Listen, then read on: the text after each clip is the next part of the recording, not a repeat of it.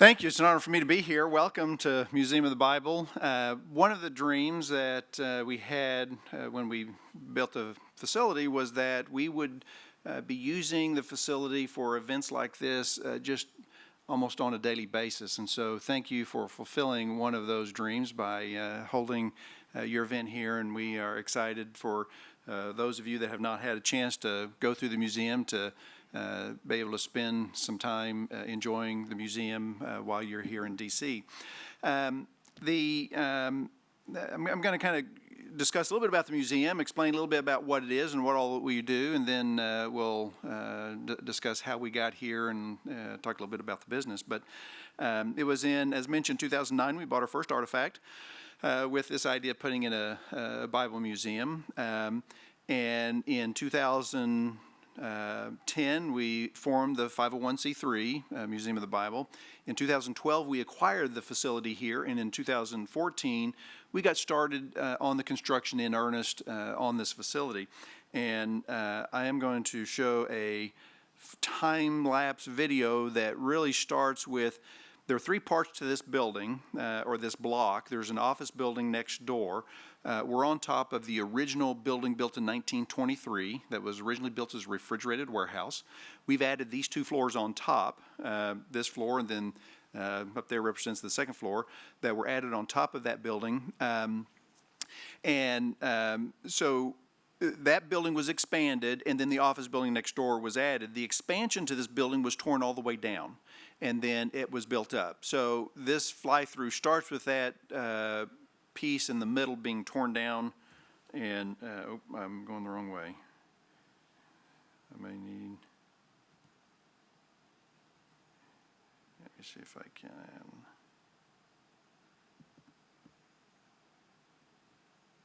There we go. So you can see the middle piece is already gone.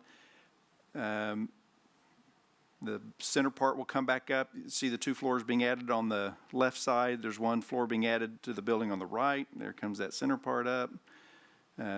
Picture was taken about every 5 minutes for the time lapse that we have there.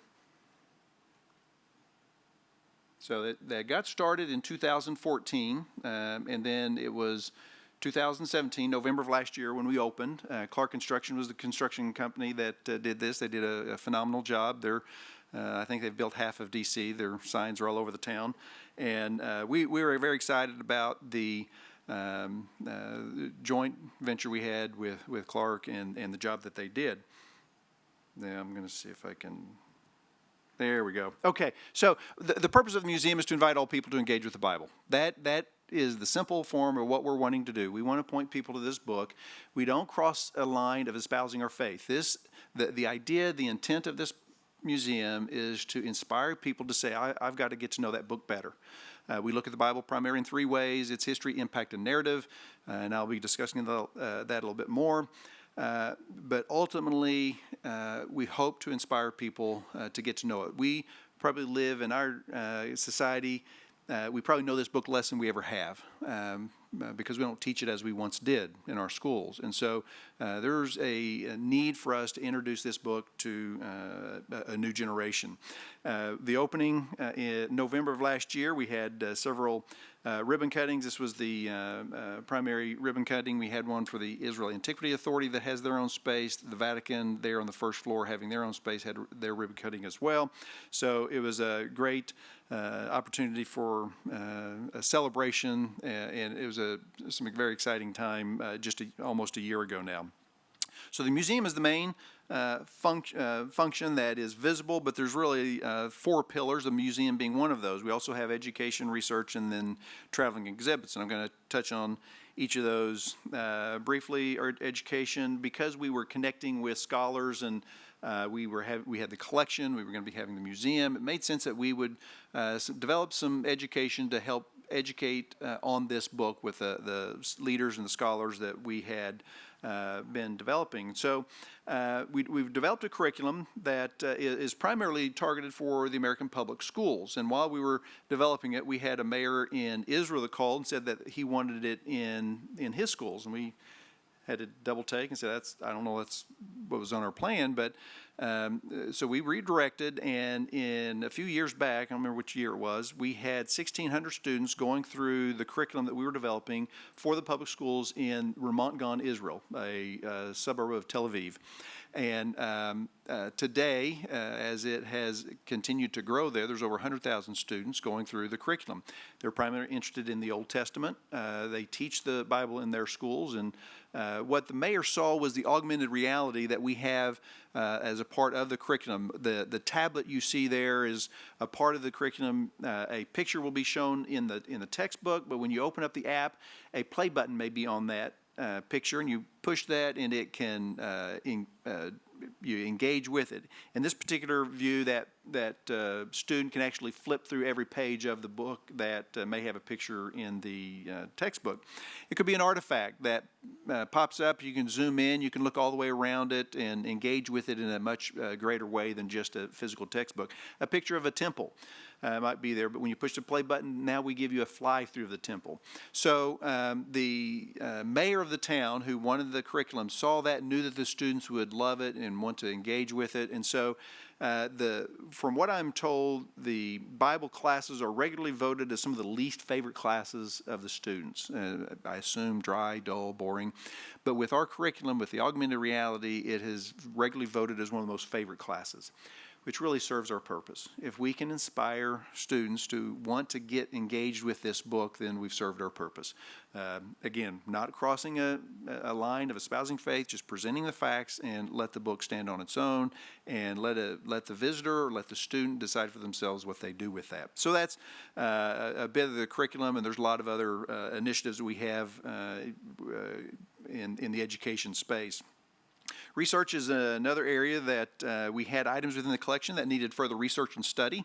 There's an item on display on our history floor called the Codex Clamacia Rescriptus, as an example. We acquired it from Cambridge, and it would be the largest document known in Aramaic. This document is rewritten on. It's called a Rescriptus because it was rewritten on, and it is the underlying text that is in Aramaic.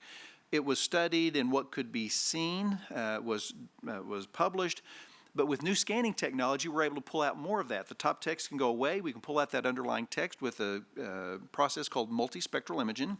And we're having that done at Oxford, and then taking those scans back to scholars at Cambridge to do the translation, and that process is going on now. And that's just one example of research that we have going on items within the collection. And so there's been over 100 professors at over 50 universities around the country and around the world that we have engaged to help us because we want scholarly credibility in what we have to say. And so we've engaged that, and we're excited about doing research. Another project that we have been working on is a archaeological dig in Israel with the approval of the IAA.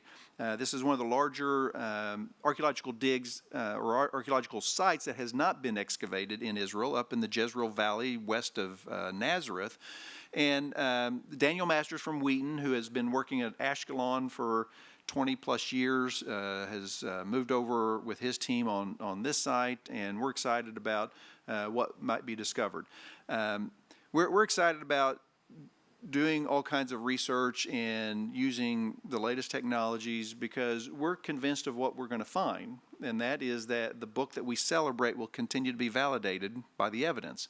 It has been, and it continues to be. So will there be challenges? Sure. But for the most part, what we find is that the more we research, the more we know about this book, the more credibility it leans to the book that we love.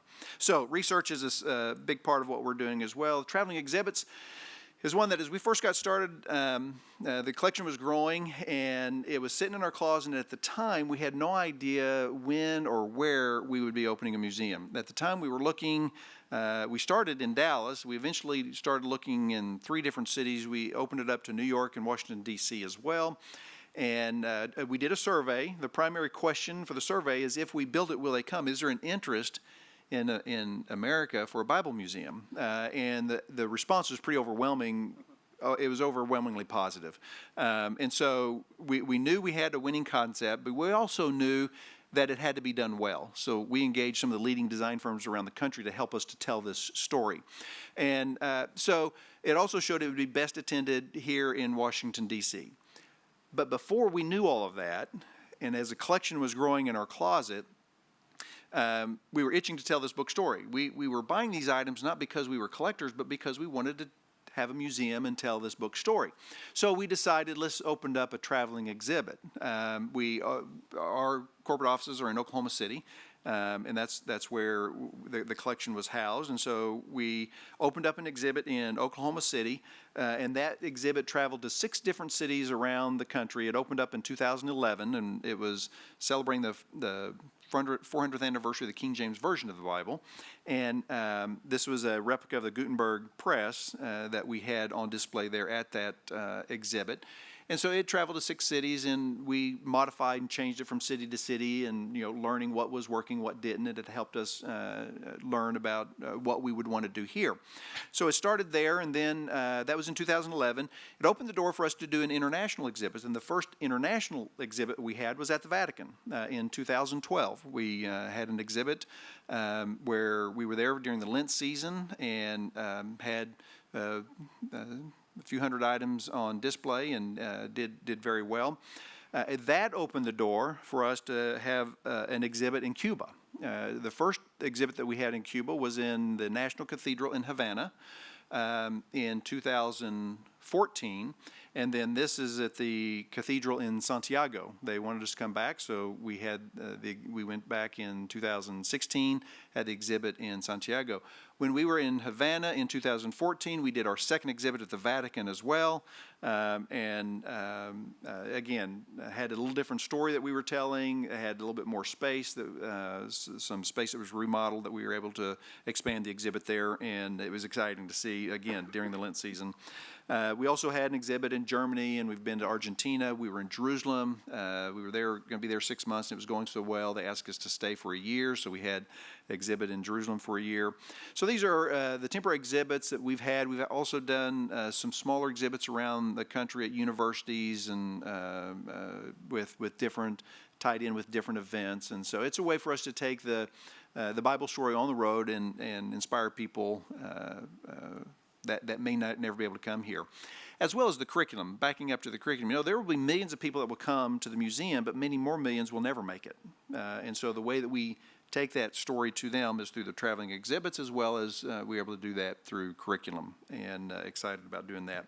So the museum, what got it all started was an idea, as I say, was not ours. I say God tricked us into this because it was some other guys that wanted to put in a museum, and over time became our project to get started, and has been an exciting journey for me and my wife. So as I mentioned, we had the 3 cities. The survey showed D.C. was going to be the best location, which just makes sense. Here's the heart of museums in our country. It just makes sense that we would open the museum here. In our retail business, we understand that we do best when we're in a lineup of all the other retailers in town. And so that just made sense. We focused on D.C. This building became available. As I said, we acquired it in 2012 and started the renovation in 2014. And there are 3 primary ways that we look at this Bible. The Bible's history, its impact, and its narrative. So there is an impact floor. This floor is to show how this book speaks into every area of life, and it has impacted every area of life in a way that the average person has no idea how this book has impacted their life, yet it has. Does the average person realize there's a university down the street primarily as a result of this book? There's a hospital down the street primarily as a result of this book. We have our freedoms in this nation primarily as a result of this book, and we can go on and on. So the impact floor, the goal is to try to show how that in every area of life, government, science, art, literature, music, America, individual life stories, in all these areas, this book has had an impact. There's a section that shows the Bible's impact on America, and it's kind of walks you a timeline going down American history. And on the other side, where it's the Bible's impact around the world, there's a section that's called the individual life story. It's where individuals are saying, here's how this book has impacted my life. And so everything from the most powerful nation on earth to an individual life story and everything in between, this book has had an impact. Now, there will be those that will argue that this book has been used for all the wars and created all kinds of problems, and I have letters of people that have written arguing that. And yes, there have been men that have taken this book and used it for his own selfish ill intent. But my argument would be, don't blame the Bible for man's misuse of it. When we follow the principles of this book, as we tried to do our best to follow the principles, it has been good for mankind in every area of life. And so the impact floor, the effort is to try to say, hey, here's how this book has impacted our world and our life. Next is the narrative floor. There are people walking the street that don't know anything. Where do you start with a person that doesn't know anything? I was at a meeting in New York City just this last weekend. There were 3 journalists from some of the major papers in the area, and one of them made a comment that it was 3 different Christian journalists, and one of them made a comment that one of their colleagues had no idea what Easter was all about. When you think about that, where do you start with a person that doesn't know any of the Bible story? And so the narrative floor is an effort to try to say, here is this book's story. Now, again, it doesn't matter if you like it or agree with it. We just think people ought to at least know, here's this book's story of a good creator God that created all things. But because of our disobedience, he had to send a son to restore that relationship if we embrace that. So that's the Bible story, and we want to have a person have a basic understanding of the story. And again, hopefully for them to go in and learn it for themselves. So there's 3 sections on this floor. The pictures on the slide are primarily the Nazareth that Jesus knew, where we want you to feel like you're walking into Nazareth. A typical synagogue, a mikvah, a olive press, a synagogue, a carpenter shop, a typical home. So you have a sense of the culture, the climate of the day that Jesus was walking the earth. And then there's a New Testament theater, which is about a 10-minute theater that is trying to tell the New Testament story. And it's a good example of showing how that we, in this 430,000 square foot building, scratch the surface of this book story. You understand, there is no building that can contain this book story. We literally scratch the surface. We have 10 minutes to tell the New Testament story. The Hebrew Bible walkthrough is about a 30-minute walkthrough. So we are scratching the surface. On the impact floor, example I use is the biblical art. There are museums around the world that are full of biblical art. We have a little corner. We could fill this museum with biblical art. Any one of those exhibits could just about fill this museum. So literally, we scratch the surface of this book story, and hopefully, again, inspiring people to get to know it themselves. So the narrative floor, what is this book story? That's the goal there. And then the history floor, the question is the validity of this book. There are people that argue this book is just a novel, is made up, and you can believe what you want to, but I just want you to be educated on what you believe. Let me show you the evidence. There's more manuscript evidence for this book than all the major classical works combined. And so archaeology has shown time and time again that the stories of the Bible have been validated by the evidence. And so let's just educate you, understand. If you believe what you want, but be educated on what you believe. And so we start with the archaeological evidence, go into the manuscript evidence, the print age, digital age, and then we are looking forward in this floor as well. So not only do we look in history, but we're looking forward.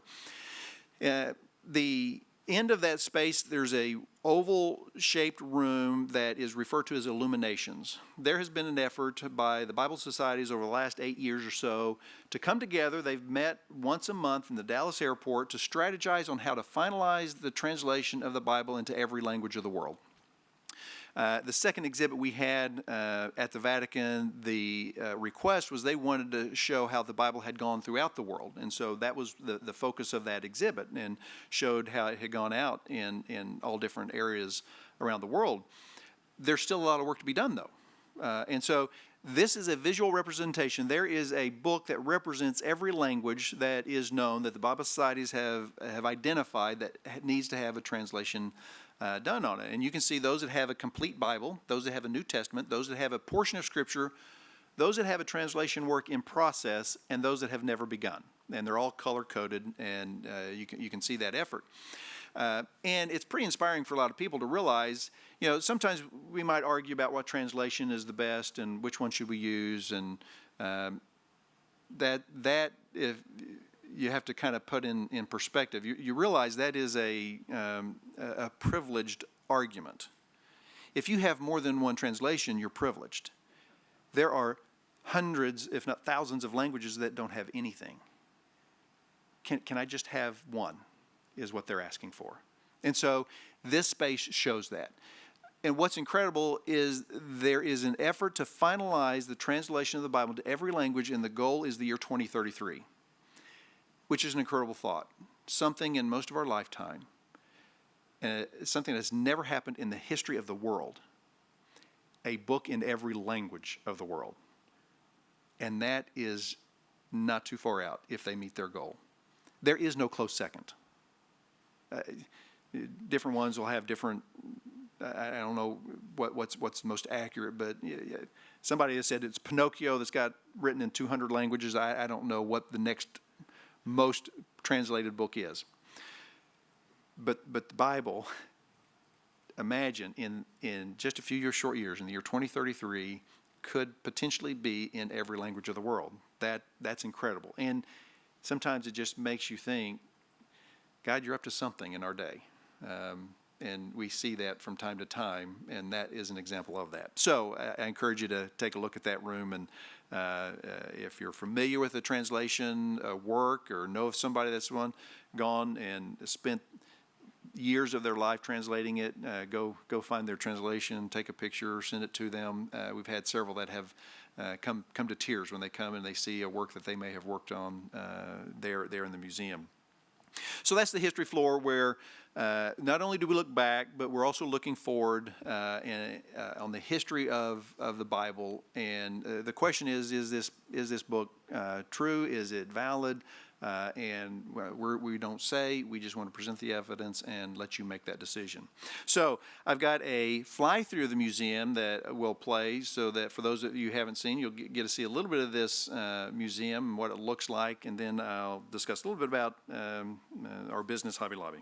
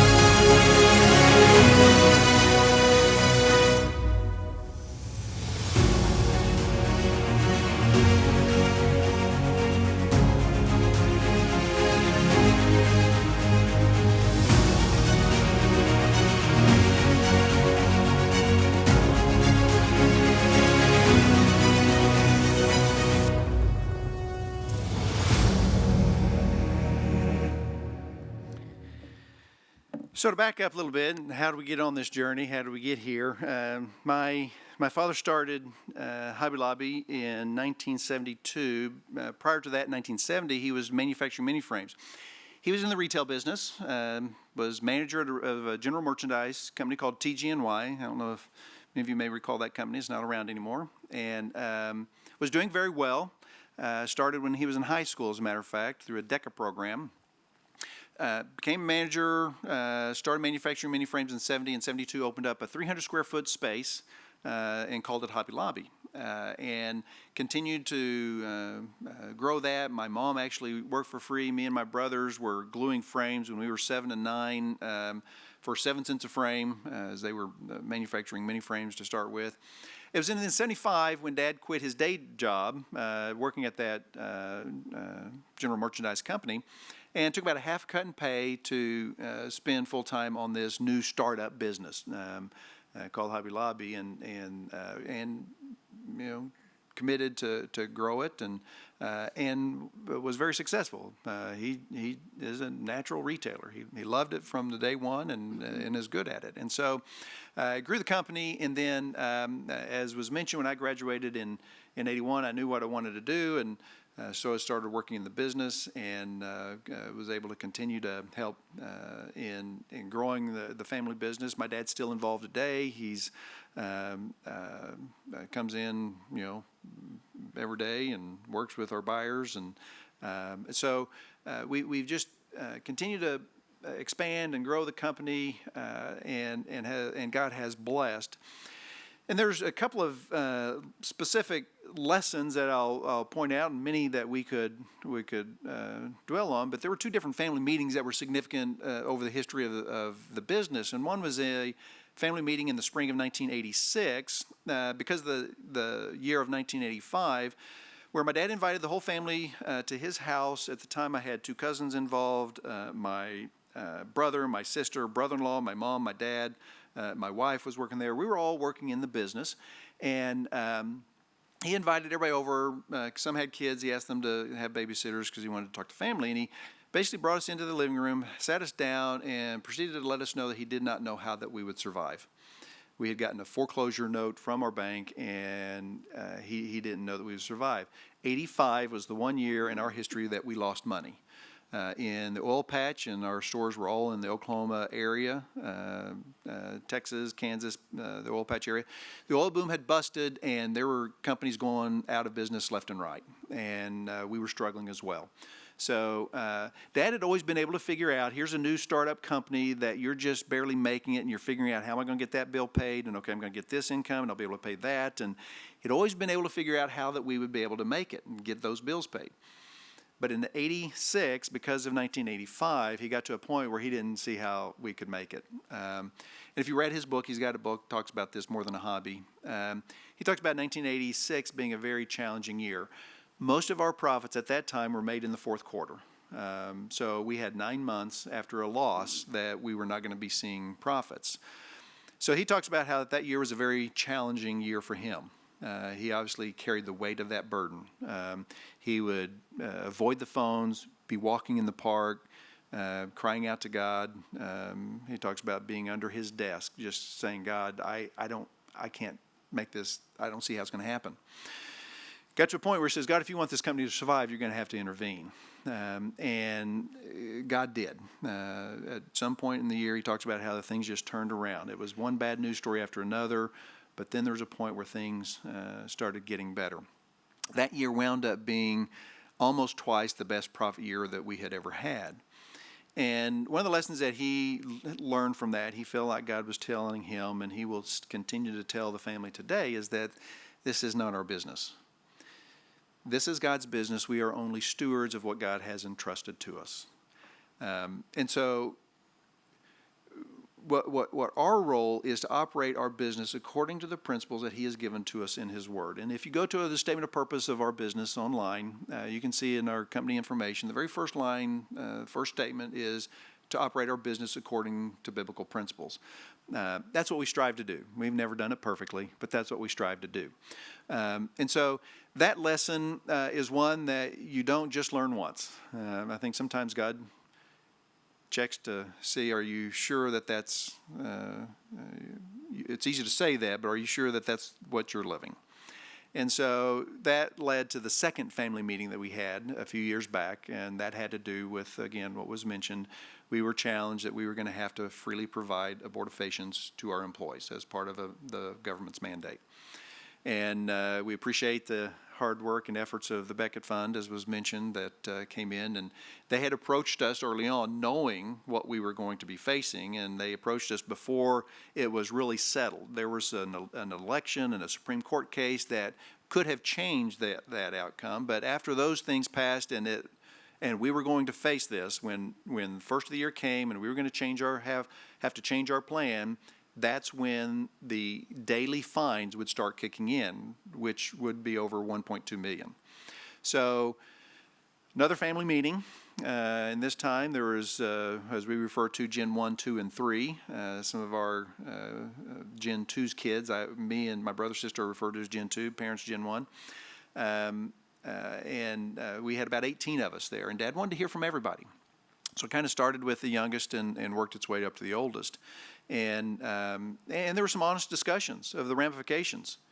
You realize this is not sustainable. This fine, if we draw the line in the sand, is not sustainable. And so those discussions were had and honest. And were there any alternatives? Was there something that we could do? And there was nothing that we determined that could be done. We either were going to compromise our belief and provide life-ending products to our employees freely, or we were going to have to sue our government. And so we wound up filing suit. The decision was unanimous that we were going to have to file suit. And so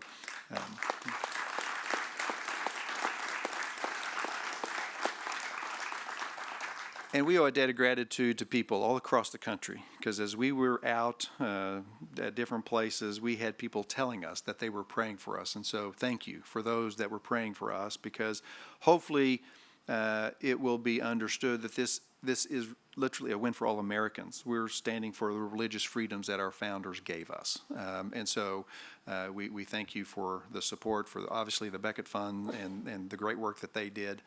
And so there was also discussion at that meeting as to what options there may be, and there were three that were discussed, three potential outcomes, and two of those came from Daniel. The first time that Daniel was challenged his faith as he was taken into captivity was he was told to eat the king's meat as a prisoner, and that violated Jewish law, and he asked for an appeal. Can we just eat the bread and water and see how that works out? At first it was rejected, but he came back and said, just try it for a month. And the problem was resolved. The problem was averted. That's an option that God has. Second time, he was told he couldn't pray to his God, and as soon as he was told that, he immediately opens his windows and prays to his God, because there was no appeal option at that time. In that case, he was thrown in the lion's den, and as you know, God had to show up, and God delivered. So the problem could be averted. God could show up and deliver. Sometimes God has a third option, though. Sometimes God does allow us to suffer. Job did lose it all. The disciples were all martyred. Ultimately, Christ died on the cross for us. Sometimes God's purposes does mean that we face suffering. My brother did the movie Into the Spear. You may be familiar with that. 5 missionaries in Ecuador in 1956, I believe, that were killed because they were trying to reach an unreached native Indian tribe. They were somewhat chided to begin with because they're going down to this remote area, and they were promising young men. And they're going down to a remote part of the area, and it's like, why are you wasting your lives going down there? You could have huge impact in our world with all of their abilities. And then you start thinking, okay, God, I see what you're doing. They had the very first peaceful contact with this tribe that had ever happened with the outside world. And you start thinking, okay, God, I see what you're doing. You're going to use them to reach a people group that doesn't know you. And then the very next meeting, they were all killed. And you think, God, what were you thinking? They were doing your work, and you let them die.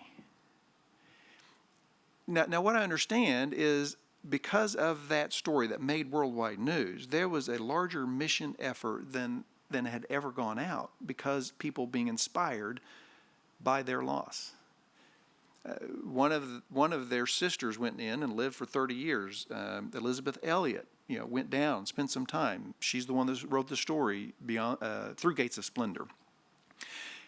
And so sometimes it may not make any sense, but sometimes God does allow suffering. So whether the problem was averted, delivered, or suffered, we didn't know. But there was a sense of peace in knowing. We know God would not have us be a part of taking life. To us, that was a given. No matter what the outcome, there was a peace in knowing we were in good hands.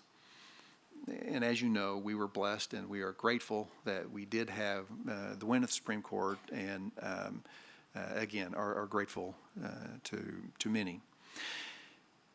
So we as a family have been blessed by this book. It has guided our family. It has guided our business. We are blessed to be in a nation that has been built on principles found in this book. Our nation's not perfect, our business isn't, nor is our family. But this book has had a impact for good in our lives. And that is why we wanted to say, we want to encourage all people to consider this book. Get to know it, decide for yourself. But if we follow this book, it is good for mankind. It is good for you individually, for us corporately. Let's get to know this book. Now, I want to end with just kind of putting things in perspective. We've been able to do a lot of great things. This museum is one of those with the blessings that God has blessed within our business. But to put things in perspective, I like to tell Marie's story. Marie is a woman that was a preacher's kid. Her father was an evangelist, and they would go out and evangelize. She would work and go out with them, sing and be a part of the service. One time a gentleman came up to the event just out of curiosity, what's this? And goes in and through the service felt convicted, came forward and accepted Christ as his Lord and Savior by the gentleman by the name of Walter. And so Walter and Marie wound up meeting and marrying, and Walter felt called into ministry as well. So he became pastor of a small church. So Marie went from a preacher's kid to a preacher's wife. They wound up having 6 kids, 3 boys, 3 girls. And they pastored small churches, never over 50. And with 6 kids, with small churches, you can imagine there's not a lot to go around. They had very little. There were times when kids might bring friends over to the house. They would put empty Tupperware bowls in the refrigerator so that they wouldn't happen to open it up and realize there was nothing in there. Go to school without any shoes and those kinds of things. So had very little, but Marie had a passion for God that she had been passed down to her. She would crochet doilies when the church was trying to raise money for missions. She'd crochet doilies and sell them in a fundraising effort, and there were times that if her doily didn't sell, she bought her own doily.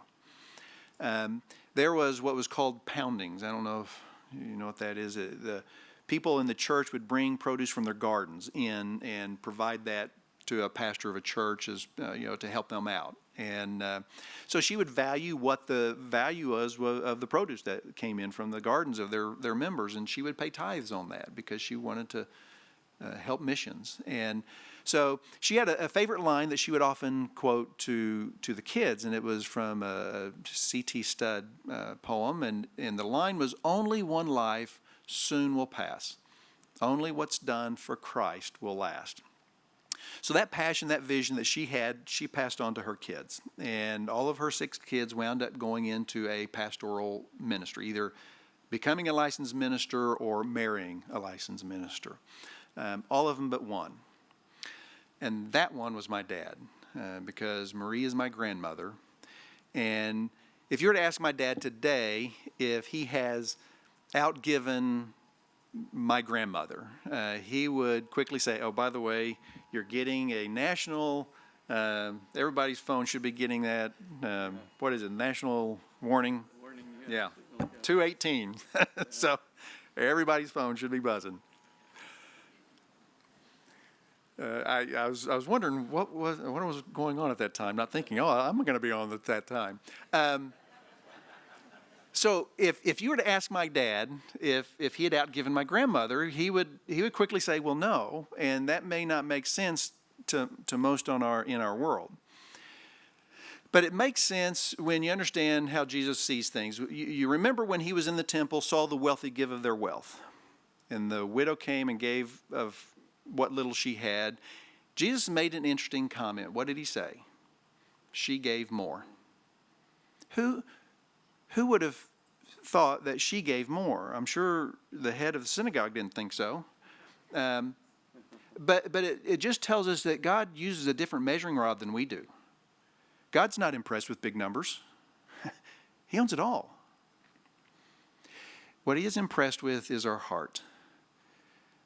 The question he has for us is, does he have our heart? Does he fully have our heart? That's what he wants. And so, my grandmother, who had very little to give, gave when she had little. We have given out of our abundance. And so, for Dad to say she has given more is true. We have within the museum, if you notice on the front entryway, there's a rock wall of our large donors, and then there's another wall for our medium donors.